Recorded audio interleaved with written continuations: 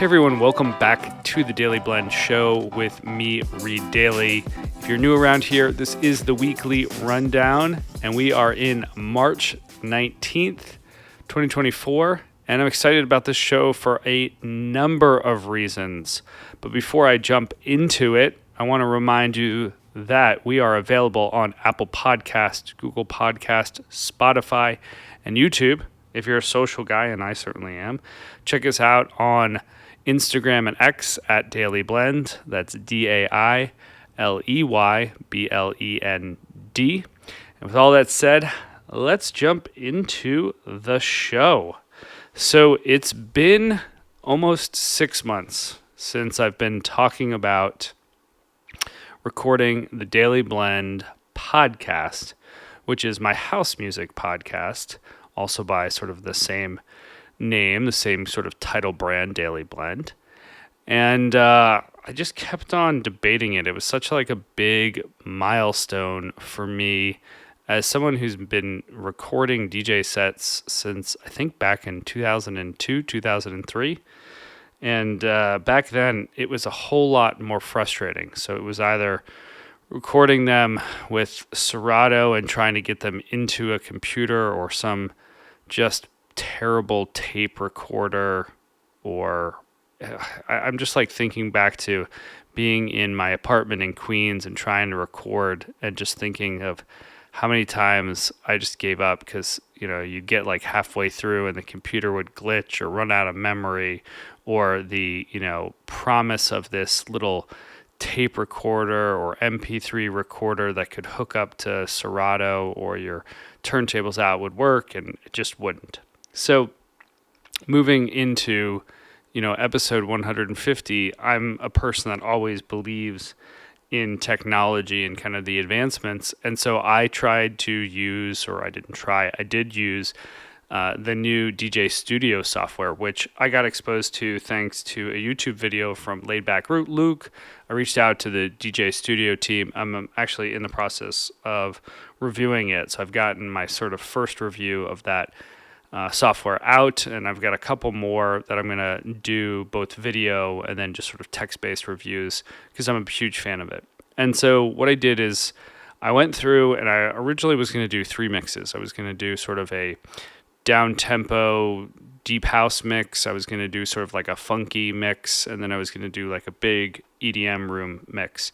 And I recorded the first 2 mixes, and so the EDM and then the sort of funky house. And I didn't love either mix. And once again, you know, this was kind of like a big milestone, so I wanted it to be a great mix.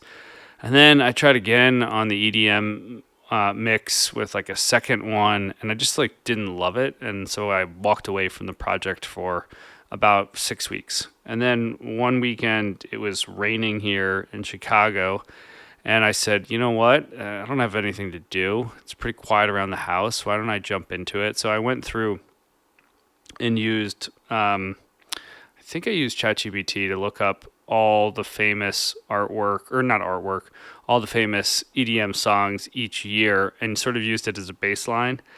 And then thanks to sites like Spotify and mostly YouTube that did a really good job of making recommendations, I was able to find a lot of the hits that I loved and just sort of forgot about them. And then I found this like great site called Deezer. I'll find it in the show notes. And it had basically huge playlists. And so I found some EDM playlist on that website, and I think it had like 400 songs. And so I ended up, you know, going through all of them. I think I whittled it down to roughly 75, and I think the mix ended up with 41, 42 songs.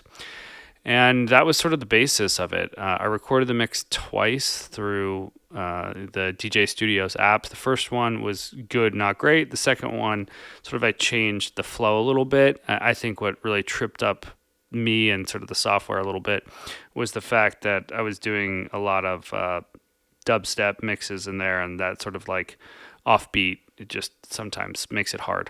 Anyway, I am super proud that I've been doing this for years, And I just want to say, like, thanks to everyone who's listened to the podcast over the years. I want to thank my brother actually for helping rename it. I think it was called something else originally when I came out years ago. I think I was also just doing these under Read Daily, and I certainly do those mixes still now. But just happy to do this EDM mix. I'm going to be working on sort of more themed mixes. I'm finding like a lot of joy in thinking through kind of different themes. So next, Daily Blend sort of 151 to like 154. It's just going to be kind of like straight mixes, and then I think I'm going to do like a funky house mix for 155. I'm not sure, but let me know in the notes what you think, what you want in terms of that series. I think combination of, the fact that I have now DJ Studio at my disposal, and that just helps with the sort of organization, structure of the mix, and then I bring it over to Ableton, or I've got the new XDJ RX3 from Pioneer, which just allows me to throw everything on a thumb drive and makes DJing fun again. So between those both solutions, you're going to see a lot more music coming out from me, both in terms of the Daily Blend, Sunday sessions, and even my own Read Daily music projects. Don't forget to check out that podcast over on Apple Podcasts. It is not available on Spotify due to licensing constraints that Spotify blocks most DJ mixes, but you can definitely find it on SoundCloud or over on my YouTube channel for Read Daily Music, as well as Daily Blend podcast. All right, so that was sort of like, that felt great to like kind of talk through that, say that project is kind of like done and beyond past me. Now let's talk about Music Mondays. So with Music Mondays, I've been mostly focusing a lot of rock music lately and kind of electronics, and I wanted just, I was driving in the car and I heard this fantastic trumpet song. And, I quickly hit the button to see who was, the artist, and it was Idris, as in Idris Elba. And I was like, okay, perfect. This guy DJs, he is an actor, and now he's just crushing it on music production. But this new single he's put out with Defected Records is just fantastic. I love both the original and the instrumental mix. It's absolutely going to be the sound of the summer for Defected, and I'm sure other DJs and labels are going to just really like love this track and really promote it. So big fan of that. You can head over to Daily Blend to have a listen to that. And then from a Throwback Thursday standpoint, we just released the sixth release from Tiesto's In Search of Sunrise series. It was really interesting. So not only like am I a huge fan of this series and bought all the CDs back in the day, but through the effort it was to create these posts, I went ahead and created a playlist on SoundCloud for all the mixes. And I was like working along yesterday and I was like, man, what's this track? And I was like, oh yeah, it's In Search of Sunrise. I literally had, I think, because as the mix series progressed, it went from one CD to two mix CDs. And so that's just a ton of music. So I had it almost playing, start to finish from the beginning of the day all the way to the end of the day, just in the background. And it's just good music to have, keep the day moving. It's not too intense. It's not big room EDM. It's not deep house. It's somewhere in between. And I just like jamming to it and working to it. So highly recommend you having a listen. What I think I'm going to do, back to like my comment of special mixes, I want to do one where I take all of the original songs or my favorite songs across the whole 7 mix, series releases, and go find sort of remixes to those songs and modern interpretations of those, and put together a mix of all my favorite sort of tracks. And it'll be interesting to hear how, when that series came out, trance was really in the forefront, and how that sort of transitioned over time into more deep house and progressive and not electro, because there's no end of that, but just how the sound changed over time. I think you'll probably notice that the BPM dropped, a little more focus on bass lines versus synth lines. But let me know what your favorite tracks are from the In Search of Sunrise mix series, as well as which one is your favorite mix.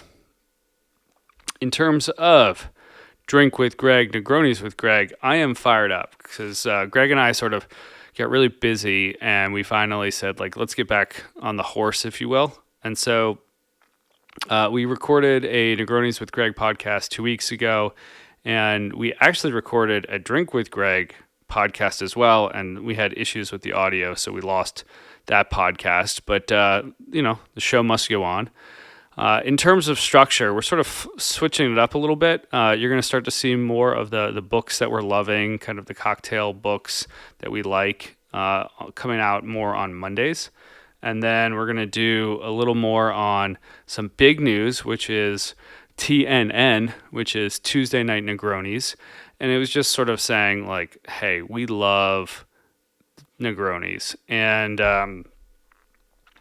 why aren't we showcasing them more on the site? That was the original idea of kind of creating the site. And so TNN is going to be all about showcasing whatever Negroni Greg and I are drinking that week. So we'll do some posts, we'll do some social media content. We're also going to go ahead and create sort of the Facebook group for TNNs for folks to show their favorite Negroni drinks. So be on the lookout for some merch, some Facebook groups, and go head over to Drink with Greg to check out TNN and all future posts. Continuing the theme of, working through some of the Whistler book. If you're less familiar, the Whistler is a bar here in Chicago. They just had their 15-year anniversary, and it's this like little pocket book. I think it was like $15, $16. And I'm just absolutely obsessed with it. It's simple, easy ingredient cocktails, cool little picture, shows you how the drink should look. And one of the drinks that really inspired me lately is the Dear Diary by one of the co-founders of the Whistler, Billy Helmkamp. And you can head over to Drink with Greg to have a look at how to make that drink. And I've also linked to Billy's social account, so don't forget to give him a follow, send him a note and say, hey, drinking your Dear Diary, and we love the drink. Moving from Drink with Greg, I think at this point everyone knows that we've transitioned the Friday Top 5 from a post over to a newsletter. And, I had a friend of mine send me a screenshot of the newsletter and just said, hey, of all these years you've been doing Dailey Blend and sort of content, just happy that you continue to progress this. And I've just been having a lot of fun with the newsletter. I think with Dailey Blend, we're really focused on, showcasing fantastic businesses, entrepreneurs. And with the Friday Top 5, it's a little way of me sort of showcasing a little bit of my eclectic backgrounds and interests and, all the stuff that I'm like involved with or interested in. And so last week was just one of those prime examples of I just showcased a bunch of stuff that I was interested in from a food perspective, a music, a movie, books that I'm reading. And it's just a great way to kind of get your weekend started right. From a operational excellence sort of life optimization, I think I'm kind of called that out, that's still very much a working title. I wanted to highlight that we sort of updated the weekly planning playbook. And so we had originally put this into sort of a standard legal or standard piece of paper, and it just felt very cluttered. So we went from horizontal to landscape mode, and then we had some issues with how it looked when it was printing. So I think we've got it right. I'm actually going to go and print it off today and double check. But calling it the weekly planning playbook. And I always like to do this on a Sunday night or Sunday afternoon, and I sort of plan my whole week out. And then every day I just sort of at the start of the day and the end of the day, I just have a blue highlighter if I've completed the task and a pink highlighter if I didn't. I don't like using red. It just sort of throws me off a little bit. It's too like abrasive to me. And so just run through kind of my weekly planner and just see what I'm getting done. And I think one of the things that I want to focus on in the coming weeks is time estimates versus actuals. And I think that's something that's been helping me get better of doing that. So over time, I start to say, hey, that task, you think it takes 15 minutes, it actually takes, 27.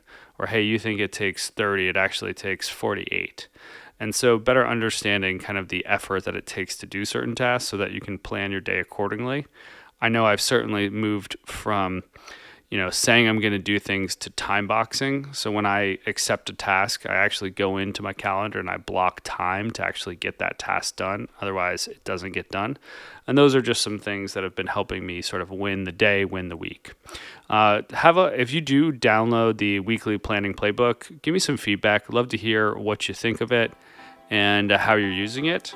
And with that said, I'll be in Chicago this week, going to be down in the city a couple days, so both Tuesday and Thursday. If you are in Chicago this Thursday, I'm hosting a game watch, so just DM me, hit me up on LinkedIn, hit me up on Instagram, X, come by for the basketball events. And with that said, thanks for tuning in. Don't forget to like, follow, subscribe to the show, and we'll catch you on the next episode of the Dailey Blend Show.